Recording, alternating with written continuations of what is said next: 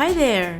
This tutorial will show you how to import your subscriber list from Sendinblue using Vmail.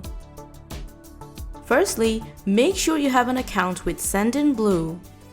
Then go to your Sendinblue account dashboard and click on SMTP and API icon from the drop-down list. Click on Create API Key.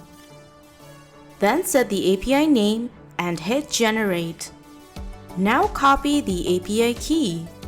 Then go to Import from your Vmail dashboard and click on Contact Forms. Click on Sendinblue. Paste the API key and hit Next. Select the Sendinblue list.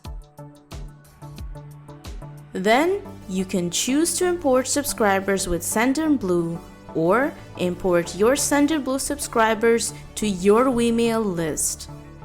You need to select a Vmail list if you choose the second option.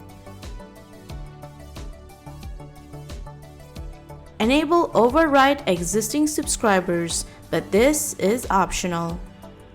Hit Next to proceed.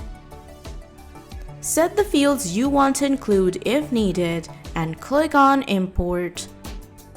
After the import is completed, you can check the list name to check the import. And that is how you can import your subscriber list from Sendinblue using Vmail.